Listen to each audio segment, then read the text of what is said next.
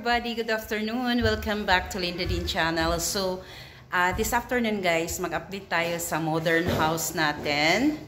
Yan. So, bali yung sinasabi ko last videos guys na sa durian mag-harvest tayo. Bali, after na nito pag-upload guys. So, yon. So, yan. So, say hi. Happy. Say hi everybody. So, dito guys, bali, nag-ano na tayo, naglagay na ng tiles. So, ito yung ano natin. Yan. Ito yung tiles natin guys. Yan. So, yun. Keep on watching. Ito na yung tiles natin guys, pang ano na to, pang 4 na araw. So, ito. Isa lang ang nagtatrabaho dito guys. So, maswerte kami dahil nakakita kami ng mag-tiles na medyo mabait at tuloy-tuloy yung trabaho niya guys, at hindi talaga niya iniisip yung ano, yung oras minsan, basta tuloy-tuloy ang trabaho niya. Bali mag-isa lang siya guys, kasi nung una may nag-offer dito na mag-tiles, kaya lang masyadong mahal, bali Pacquiao. So tinatry namin doon sa CR doon sa taas, yung unang nagtatrabaho, kaya lang imagine sa isang CR lang, naabutan ng 1 linggo. And back job pa guys. So, wala tayong magagawa. Andyan na yan. So, yun. And naghanap tayo ng iba. And then, may nag-offer din dito na Pacquiao. So, masyadong mahal yung Pacquiao. Bali, 4 daw ang helper niya. So, dito, kasali na doon sa CR sa baba. So, maswerte ako dahil naghanap pa din ako ng iba na trabahante na mag-tile. So, yun na nga ang nangyari. Bali, nakakita tayo, maswerte tayo dahil nakakita tayo, isang tao lang, kapitbahay lang namin. Yan, ang galing-galing niyang mag-tiles guys. Tingnan ninyo, napakalinis. Bali ito, from there, yan, dito siya mula nag-start. And then dito, pang 4 na araw, malapit na matapos. So, kung dito tayo, kung bawal mag-apak pa dyan. So, doon sa pinto hanggang dito, ganito yung design sa tiles natin. Yan. Yan, di ba happy? And then, doon sa kusina, yung luma natin na tiles doon sa lumang bahay, bakbakin pa natin kasi mababakbak pa daw yun. 60 by 60 din yun guys. Katulad nito ng size na to. So, doon na siya, puti na siya lahat.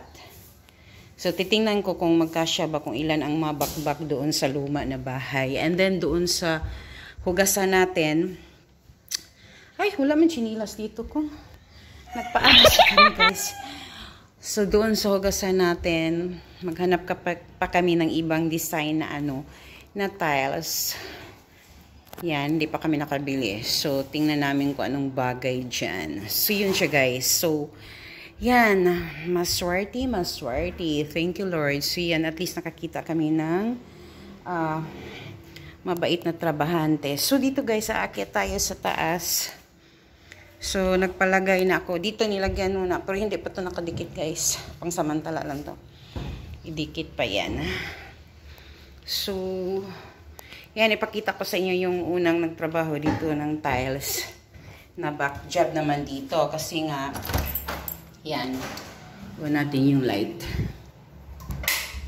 Yan. Dito, bali, naabutan ng 1 linggo to guys. Pagtatrabaho, yan. And then dito, back job pa siya. And then hindi masyadong pantay yung So, pero okay na din guys ito. Ipaayos ko pa sa bagong trabahante namin na taga-tiles. Yan. Kasi nga, hindi masara yung pinto. Nakalimutan yata niyang isukat yung pinto, guys. Kasi, nung paglagay niya dito, tinanggal yung pinto. So, yun lang naman. Maliit na error lang naman. Kaya lang, 1 linggo to natapos. So, hindi pa nalagyan ng yung white cement dito. Ang tawag din. Yan. Hindi pa siya tapos. So, yun. Tomorrow, kausapin ko yung magtrabaho nitong hagdan. Kasi yan lang naman ang tapusin.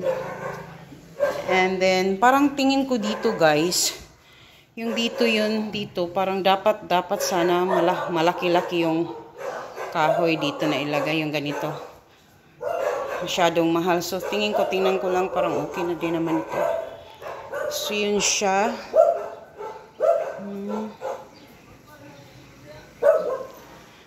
So, kailangan na namin maglinis dito. Kasi ilipat na namin yung ibang mga gamit. Yan. Kasi by Monday, tapusin na tong hagdanan. And then pagkatapos, sisirain na yung lumang bahay. Yan, dito. Sisirain na yan. Para itong pangatlo na kwarto, matapos na. And then, pang-apat na kwarto doon. Mag-extension ng pang-apat na kwarto. Yan. So, sa baba siya, guys. Bali, open na yan siya. Gawing parking area. So, yan. So, dito banda, open na. Dito banda, open na dito. Ayusin na yan. Pagkatapos na dito sa, yan, sisirain na yan dyan, guys.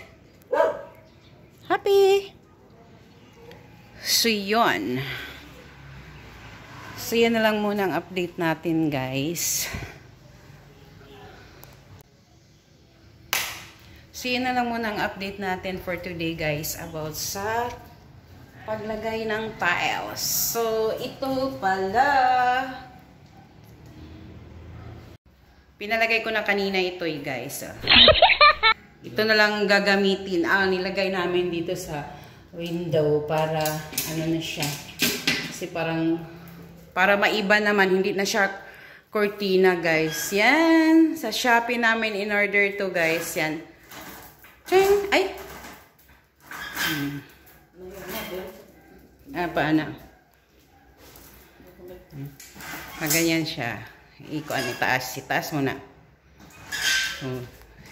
Wow, ang ganda. So, yan na lang ang nilagay namin dito sa bintana, guys. Para maiba naman. So, yan. So, tama na, gang. Thank you. See? Ang ganda-ganda niya. Yan. 700 plus yata yung isa. Kasali na yung delivery, guys. And then, yung lalagyan ng aircon. Yung aircon namin sa lumang bahay. Linisan pa namin. Ipa-cleaning pa para maganda. And, ito, parang hindi siya maganda tingnan dito sa entrance. So, bibili kami ng bagong door. Kasi ito, doon na lang sa pang-apat na room ilagay. Para tago siya, guys. And then, bibili na lang kami ng seam design doon sa main door. Para maganda siya tingnan. Para pagpasok dito, ay ko asa na yun.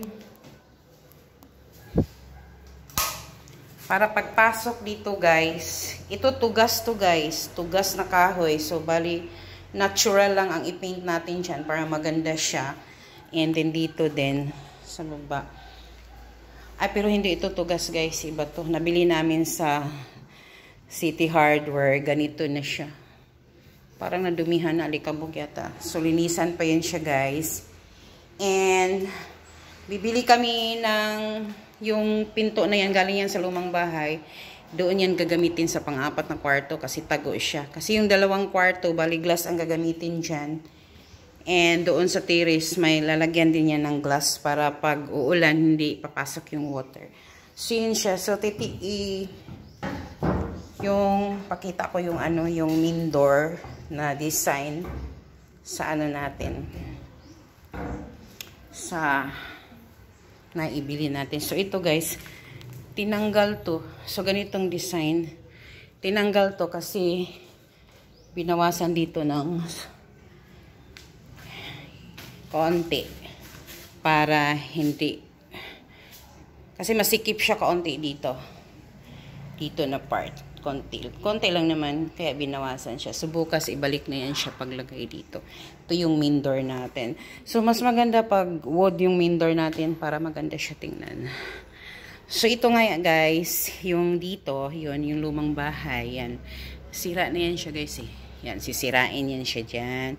Tapos yung salamin dyan, tatanggalin yan kasi sayang naman para mabawasan yung budget natin.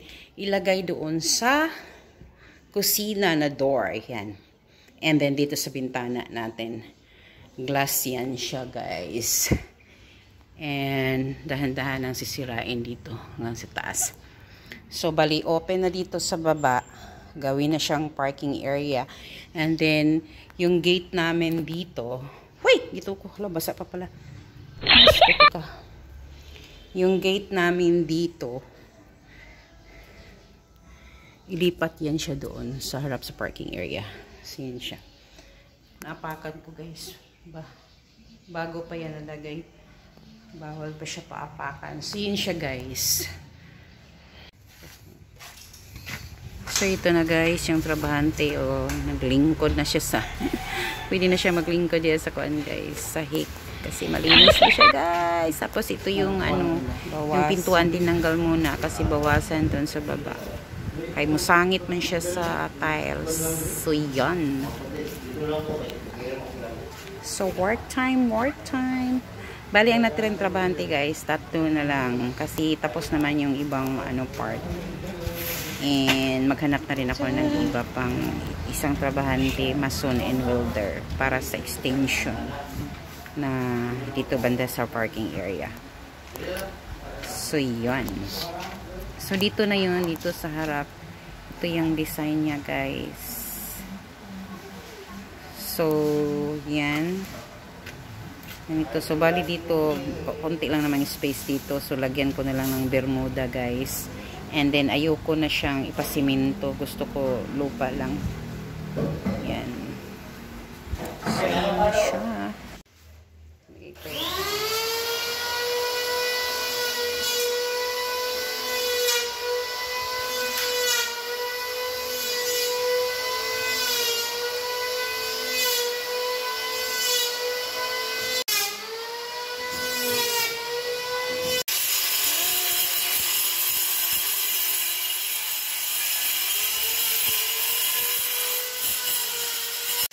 So, bali dito banda guys, hindi muna kami maglagay ng glass dahil sisirain pa yung lumang bahay. Baka matamaan siya guys. Yan, nasisira. So, dito banda pwede na siyang maglagay ng glass. So, kontakin ko pa yung magawa nun guys. So, yan. Sabi na ako dito. Bis na natin. Hi! Hi! Akyat tayo. Si Sani dyan, kaihian na. Si Sani ron. Wala, nidikit na din na.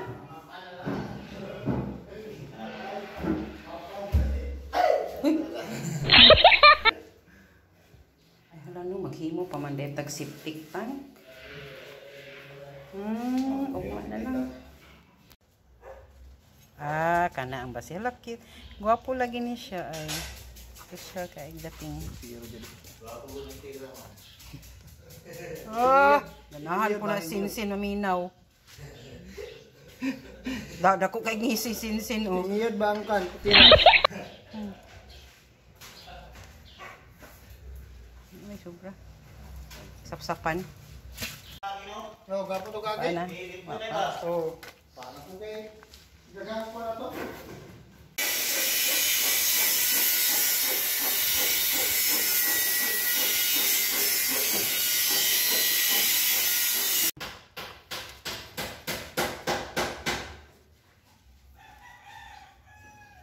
Gotcha.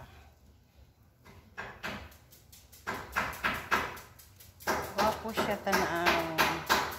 So, kana na imong basihan. Yan ko bisa yung kuan. Okay.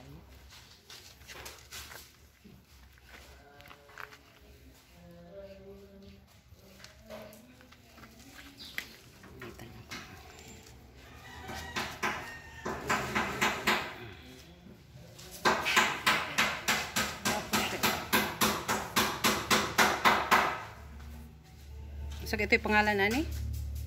Tile. Step nosing. Ito? Step nosing. Step nosing.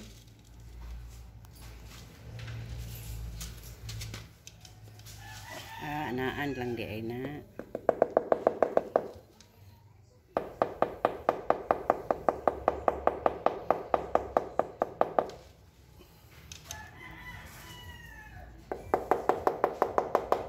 Mababa gid siya no. Unong magkakabok ko yung napalit na ni kay tagarang bilin man. Tagkuan lang man na. Pila na? Tag 70 tatso. Barato.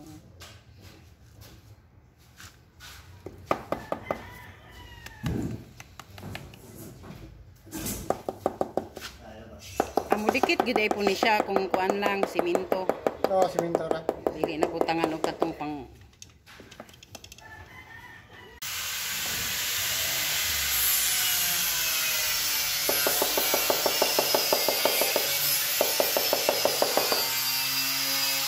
So first day pa lang ito guys sa paggawa ng tiles, and then yon, maganda siya. So yun guys, ang advice ko sa inyo, number 1, una, dapat kukuha kayo ng trabahante na malapit lang or kapitbahay lang ninyo para medyo bababa yung yung babayaran ninyo, yung labor nila guys. Yun, kasi pag malayo syempre mahal yung hihingiin nila guys. Yun. So number 2, dapat mag-canvas kayo, magtiis kayong mag-canvas guys para makamura kayo kahit papaano, at least, di ba? Kasi sa akin libre siya snacks and libre din lunch yung trabahante ko, so okay lang sa akin yun kasi syempre kawawa din naman sila kung diba? So dapat nilibre ko na lang yun. And then pangatlo,